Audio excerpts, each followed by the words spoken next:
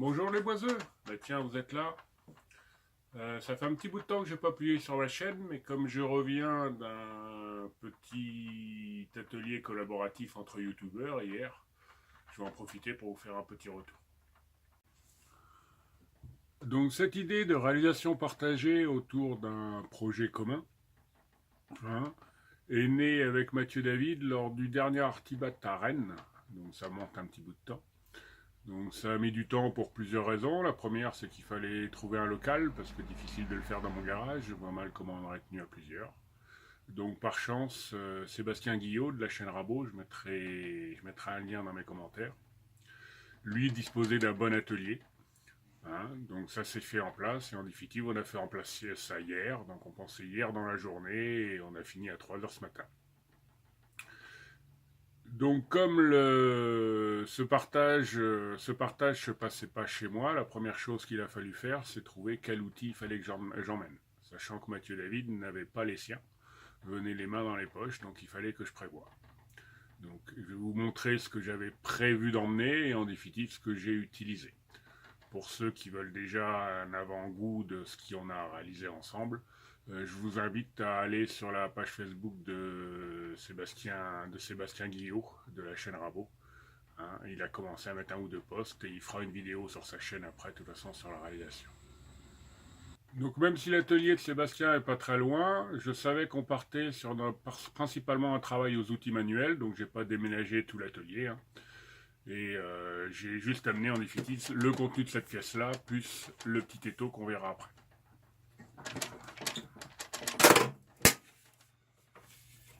Donc qu'est-ce que j'ai amené? Comme on travaille avec les outils à main, une des premières choses j'ai amené de quoi pouvoir les affûter.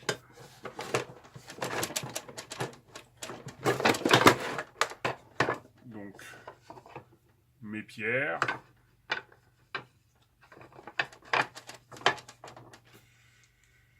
le cuir, la crème et du produit vaisselle pour les mettre. Et bonne surprise, je viens de m'apercevoir que ma boîte de pierre n'avait pas supporté le voyage. Ça arrive. Il faudra remédier à ça. J'ai amené également mes ciseaux à bois, que j'avais pas eu le temps de réaffûter complètement avant.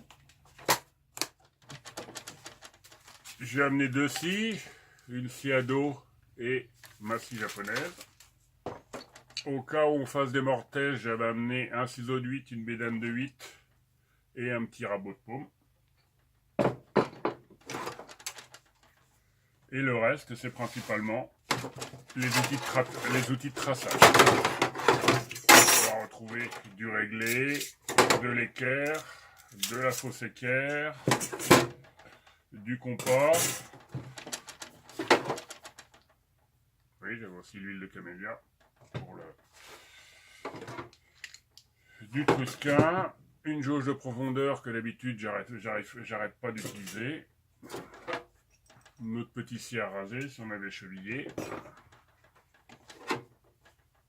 Une lampe, très important pour moi parce que j'ai des gros problèmes de vue, donc pour voir mes tracés, des fois c'est bien utile. Mètre. Par chance, une fausse équerre. C'était la seule qu'on avait, et j'ai bien fait de l'amener, on reviendra dessus après. Trusquin, tranché, équerre,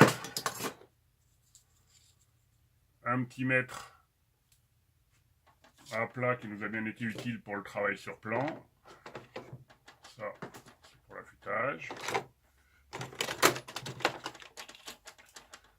Du traçage, donc soit du crayon, soit de la craie.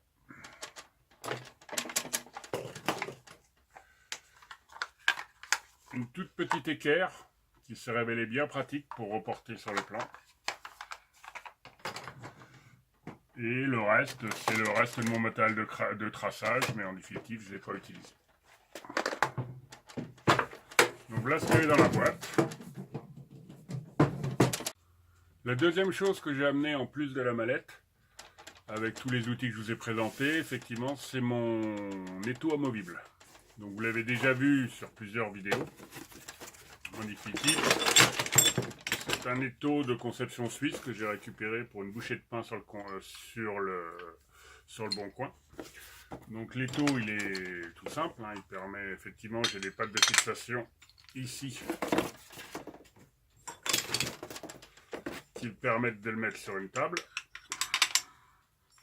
Donc là on se retrouve avec un étau classique. Hein. Mais là je l'ai utilisé en définitive à l'envers. C'est-à-dire pris comme ça le long de la table. Et là je m'aperçois que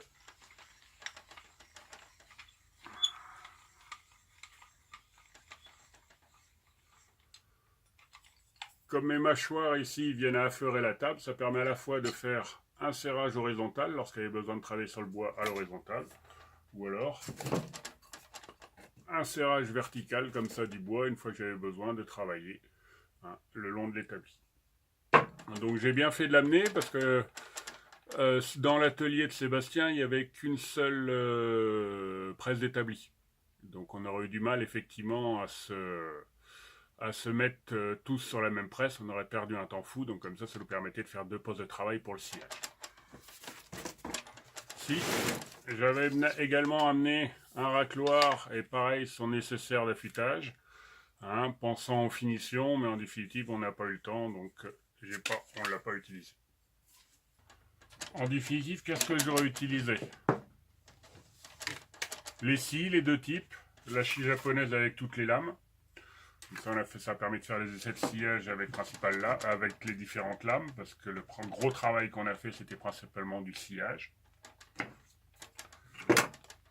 Les 2 mètres, les outils de traçage, donc que ce soit craie ou critérium. Le tranché, en définitive, presque pas utilisé, pour la simple et bonne raison qu'on travaillait sur des bois qui n'étaient pas des gauchis. Donc le tranché n'était pas facilement visible. Les équerres réglés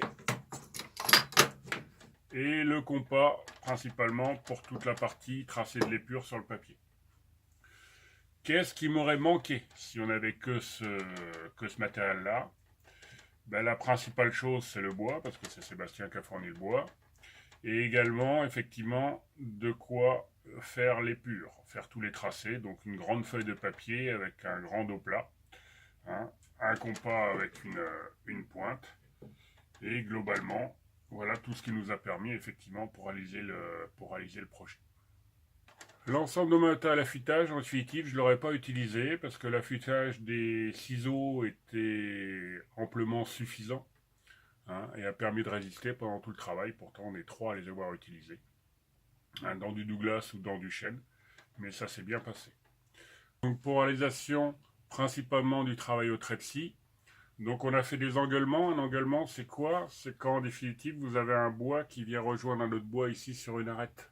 Là vous êtes obligé effectivement de couper en V, hein, de manière à ce que les 2 bois viennent se plaquer l'un contre l'autre.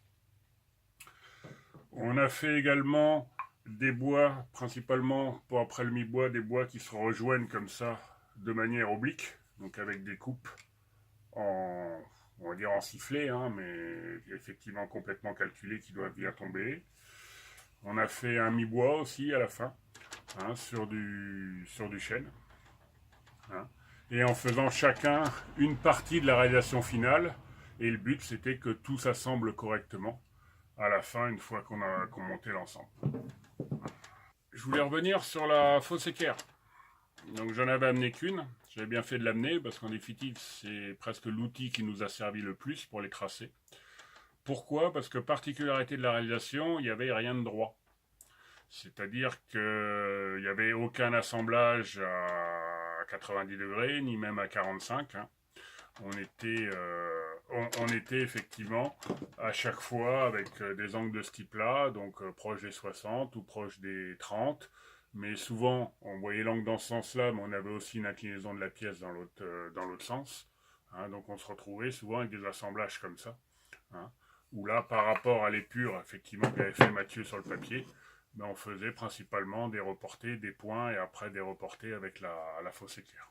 Donc, à 9 heures, on a fini à 3 heures du matin, comme je disais tout à l'heure. On a quand même pris le temps de faire de pauses. Mais vraiment une journée super enrichissante. Avec Sébastien, on s'est régalé. On n'a pas cessé d'apprendre. On a permis quand même de pouvoir s'exercer à certains coups de main, à des choses comme ça.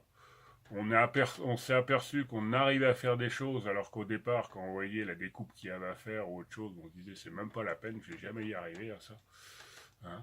Et globalement, bah, pour un bon résultat, donc tout ce qu'on en retient, c'est l'expérience à renouveler et on n'y manquera pas, on manquera pas de le renouveler prochainement. Autrement, en ce qui concerne ma chaîne, je vais essayer, quand j'aurai le temps, de republier. En ce moment, là, ça faisait 2 mois que j'étais pas descendu dans mon garage. Donc globalement, depuis que j'ai fixé le Warcent sur mon établi, j'ai pas avancé sur le reste, j'ai pas avancé sur l'autre côté où je me situe ici. Hein. Donc ça se fera, mais quand j'aurai du temps. Bon, sur cette petite vidéo rapide, hein, je vous dis à très bientôt. Continuez à bien travailler, continuez à sortir de votre zone de confiance, hein, parce que c'est comme ça qu'on progresse. Et je vous dis à une prochaine fois. Kenavo.